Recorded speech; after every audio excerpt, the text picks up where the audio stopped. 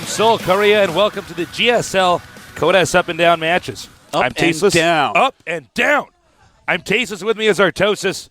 Together with Tastosis, the Cassian Archon. And I got to say, we got a serious group of badass nerd killers.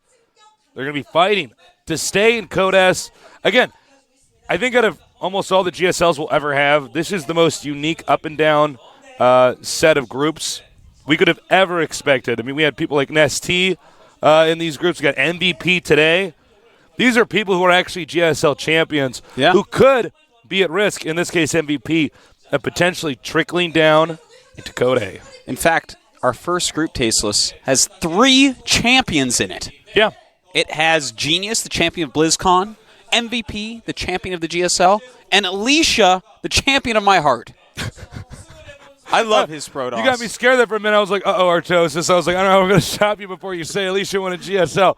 Yeah, Alicia, definitely the man crush for Artosis. He is a very solid player. He is so the second best Protoss in the world. He is so that. That will always be seed for me, Artosis. But, no, Alicia's really been proving himself. He's been rapidly improving in his games on camera. He's got good early game, good mid game, good late game. His decision-making is solid. At the same time, we have guys that have already brought results to the table. We have I'm MVP, the Game Genie Terran, against Nestea, the champion of BlizzCon, which we had the pleasure of casting. MVP, I think, out of this group, if we had to put our money on somebody, if we had to put our lives on the line, I'd say we'd expect MVP to get out. But Alicia is very good. Yeah, this is actually very true. I can't imagine MVP not getting out of this group. Yeah. I feel like MVP overpowers Genius. Alicia could possibly beat MVP because he's just so good with DTs. But I feel like MVP 100% is going to get out of this group. Yeah, well, I think with our map lineup, which we will talk about a little bit later, but I do want to mention the first map is Xel'Naga Caverns, and that's a pretty good map for MVP, TVP. Yeah, that's a solid map for him. And he's got a lot of experience on that. We call MVP the Game Genie Terran because it just seems like he's cheating. I know for those of you guys who are actually quite young, little young nublets, little nubblings. Nubblings. Little nubblings out there. The Game Genie was, of course, that thing you could use on Nintendo that would give you, like, infinite lives and stuff. And that's sort of what it seems like with MVPs. It's just like, oh, my God, is this guy cheating? Yeah. How is he this good? By the way, did you actually ever know anybody who used a Game Genie as a kid? No, I wasn't friends with the losers. They have no souls. I mean, it's like, what? Like, you're not even learning how to get good at life, man. You're using Game Genie on Nintendo, man? Get good at the game. All right, let's take a look at the match results. Tasteless, the critical child. No, man, I used to yell at my friends that use cheat codes to beat Warcraft 2 single player. I was like, no, man, I got no respect for you. All right. And you know what? They grew up to be jobbers. No, they did. I bet they did. They did, man. It's very telling. So here we the way go. you approach a video game. That's exactly how I do it. So yesterday's match results, Virus. He was a solid player, but just not solid enough. Fruit Dealer and Ace. He did advance. No, excuse me. I don't know why we have that little. Yeah, excuse me. I'm like completely misreading this. I just woke up. I slept. We have a Virus advancing, and Fruit Dealer as well. Fruit Dealer as well. And now we have Killer. That's Songho advances to Code S, and sadly Slayer's Boxer. This is sort of weird. Yeah, he's in Code A. Yeah, he is. He is, man. What can it's I quite say, strange. Man? He's going to have to try to get back those up and down matches. Now on to day 3 for Group E. For Code A, we got Alicia coming up from that area. MVP, oddly enough, was dropped down into up and down matches. Genius dropped down, which is shocking, but not as shocking as MVP. Yeah. I think actually out of everybody, there was an upset coming into the up and down matches. It was MVP. We were all like, whoa. Yeah, of course. Weird. He was the one guy that you're like, well, I think he's probably going to win this season of GSL. And then suddenly here he is in the up and down matches. Group F, Terran Group, Rain, Top, and Hyperdub. Couple OGS Terrans, Tasteless. Might be a heartbreaker if Rain takes that first set. Yeah, no kidding. And as you can see here for our first players, it's going to be a PVT. Here's Alicia. Now, don't underestimate this guy. Artosis is not incorrect. Take a look at those Code A results. Yeah. That's pretty telling. He did not go 2-1 even in his loss. Well, let me tell you something about this guy. His ID is Alicia. I was talking to him backstage, and his manager, he apparently picked up his name from Dungeon Fighter, a game he really liked. It's an item in that game. If you ever play that game, it's a really low graphic fighter for computers you can use on basically any PC. Yep. I believe it runs Very off your popular in CPU, Korea. not your graphics card or anything like that. So it is a pretty solid little nick there by him. And I got to say, hold that thought. We're going to go into MVP. We got Hyperdub. He won against and then losing to Jelizer. Yeah. Who's, of course, now. Twice. Yeah. Who's in the finals now. So I guess there's no shame in MVP really losing to him. We knew that Jelizer was good. We just didn't know he was that good. Mm-hmm. And, yeah. Well, I knew he was that good. Apparently. I didn't think he was going to win that, but I knew he was that good. Genius has been kind of quiet since he won BlizzCon. This is a guy that was supposed to win a GSL right off first couple seasons. He's definitely more confident.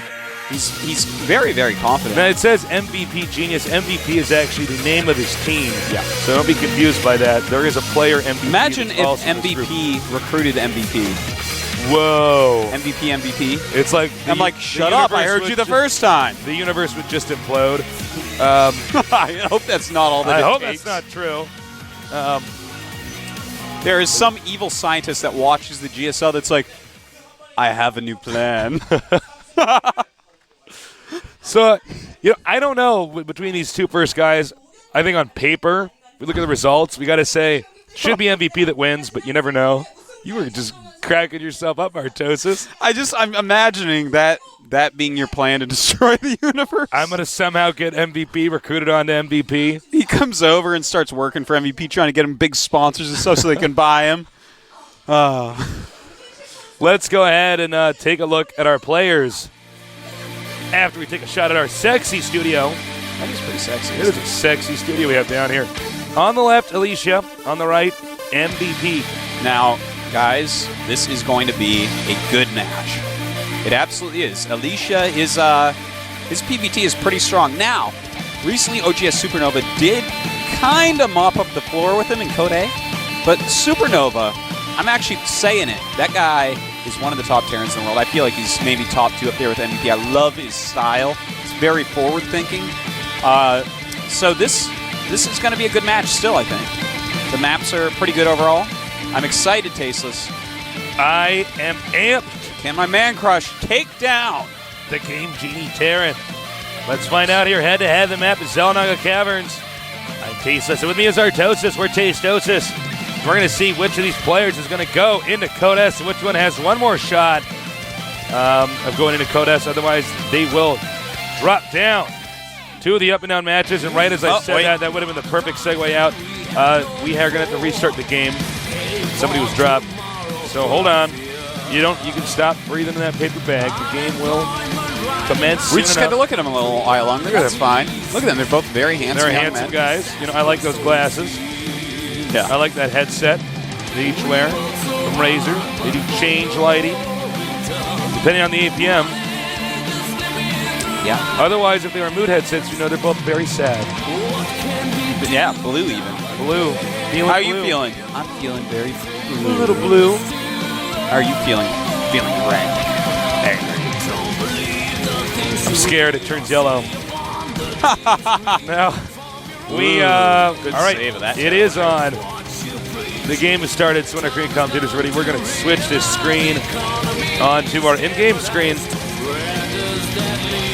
Here we go.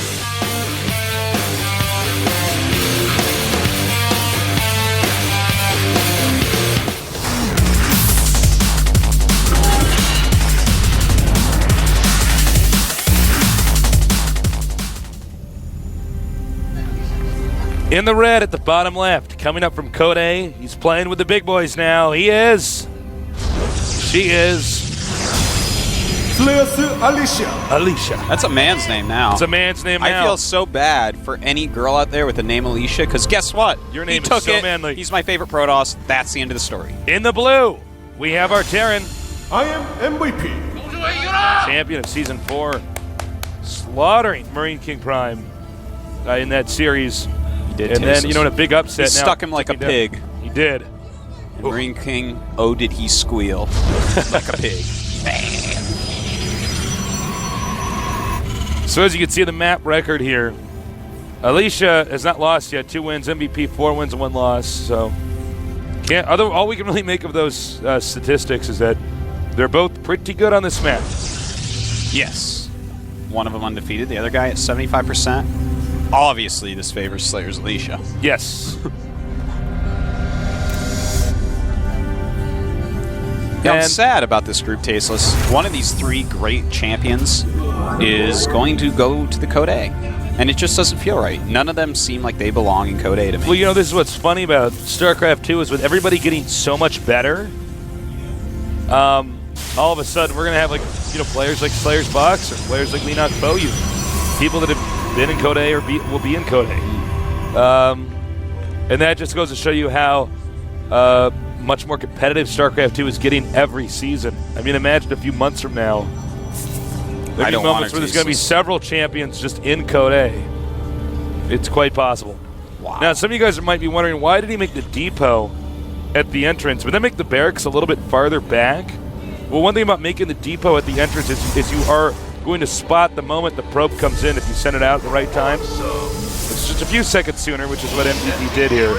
And that's good because that way you don't have to graze into that corner of your base and check to make sure that there's gateways or anything else weird like that.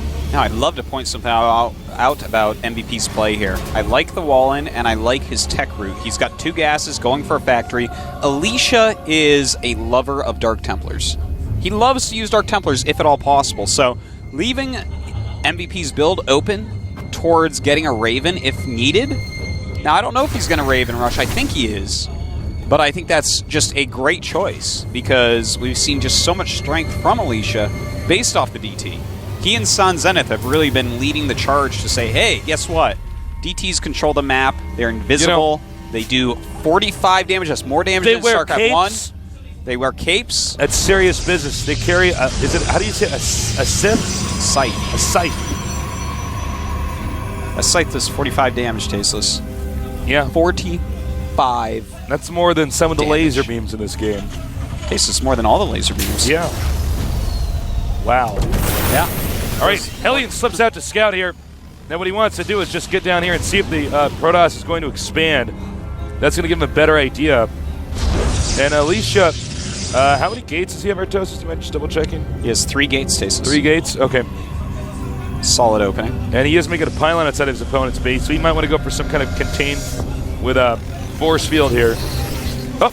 I didn't force field in time. This Stalker should be able to catch up to this Hellion before he can kill off the probe. Yep. Goodbye. But he gets a good scout off in there. Alicia has proxy to pylon, as you see. Now, I want to say I have been experimenting with DT openings a little bit more, and they are very good. Yeah. Against Terran.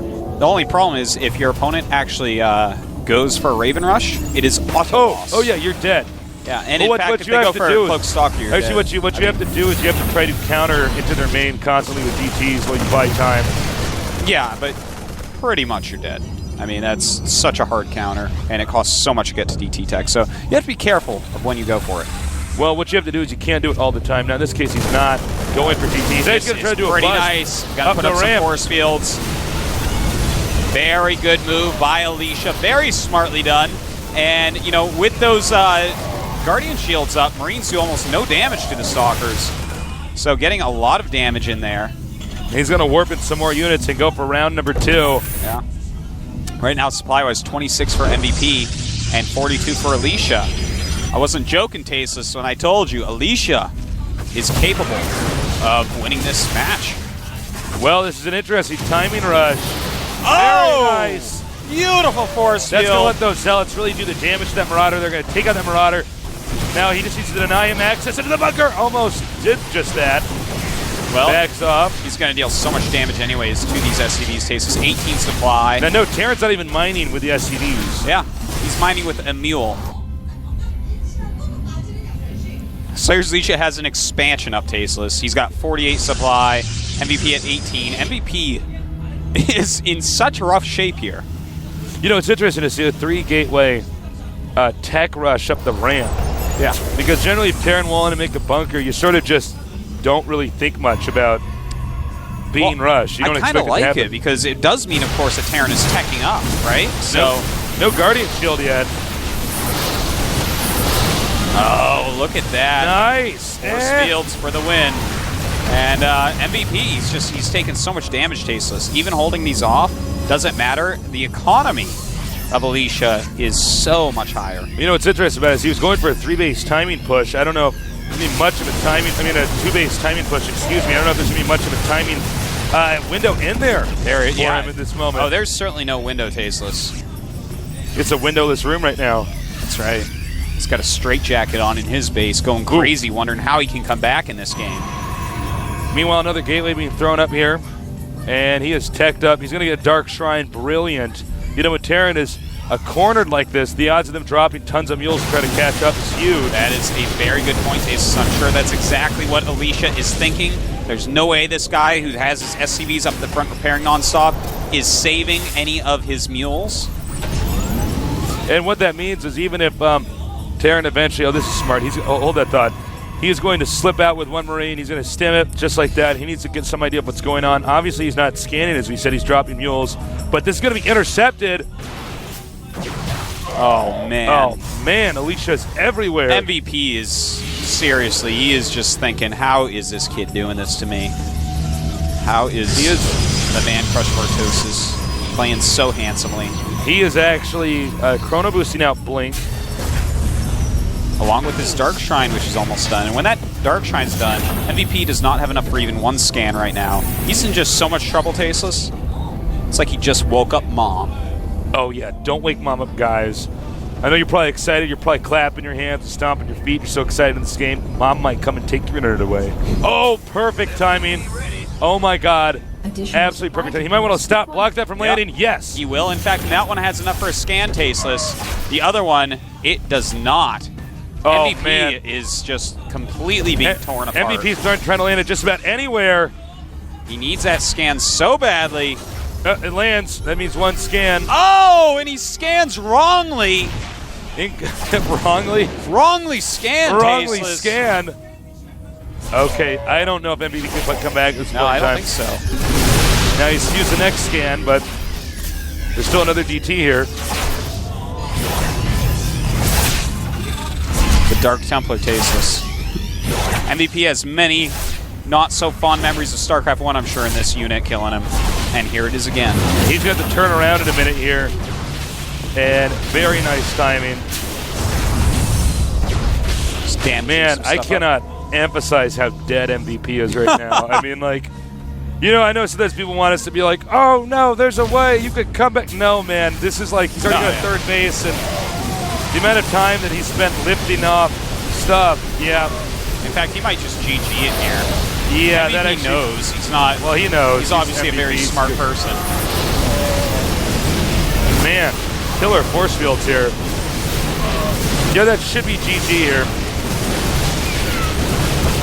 Blinking on top of those so that he can kill off the medevacs, and then, of course, kills off the Marauders. Wow. Wow. 82 supply against 30. Alicia has pylons everywhere. Look at the mini-map. Look at all those red dots. It's like Xel'Naga Caverns has chicken pox, Tasteless. And the older you get, the more dangerous chicken pox are. The Xel'Naga Caverns, are you kidding me? It's like 1 billion years old. That is the most beautiful metaphor I have ever heard in my entire life. And it's true, actually. If you look at the pylon placement, he's intentionally put several pylons along the edge of the map so that way there's no way a medevac's going to catch him off guard, which is the only way that generally when Protoss is being this aggressive, the Terran can suddenly slip up things and get ahead. So MVP is playing against a 3-base Protoss with 2 forges going, a Templar Archives and Robotics coming up. He has Blink, charges in the way, he has DTs, he has 3 bases, he has full vision of the map, he has Blink, he's harassing the depots. I mean, MVP, I'm sorry, buddy. You are the game genie, Terran, but someone didn't blow in your cartridge this game. Well, it's like this is game genie stuff, but he's, you know, right now, Slayer's Leash is using a Sega Genesis, and it's like, sorry, bro, that was a Nintendo Game Genie. GG. Slayer's Alicia mops up MVP in Game 1. You notice that when we've been saying GG, we no longer go GG, we go GG. Yeah. OMG. Now, for MVP, this is, you know, almost a panic mode in your career because you were supposed to sort of win the next GSL. Now you're in up and down matches. Now you're losing to a guy from Code A. Now there's a potential that you could go down to Code A. Just ask that Immortal over there who's guarding our GSL Code S. What would we call that, an amulet? Yeah, That would maybe power crystal. power crystal. What do they call those things from Power Rangers that they hold? I don't know. Those We need to really find that wicked out. cool belt buckles. Yeah. Yeah. I don't know. All I know is, It's is a the kind of- cookie made of those glass. Code S amulets is like what Indiana Jones would be looking for, in a temple. Has a bag of the sand, he's, like, has, weighing it in booby his trap hand. with poison darts and stuff. The bag of sand, that's pretty good. All right, we're going to load up game number 2. No time for MVP to reflect on that loss. He's got to gear back up and get into this. Our next map is called Dirham Altar. Let's hope, for MVP's sake, he can play a little bit better. The game has started. Head-to-head, Alicia against MVP. This is the GSL.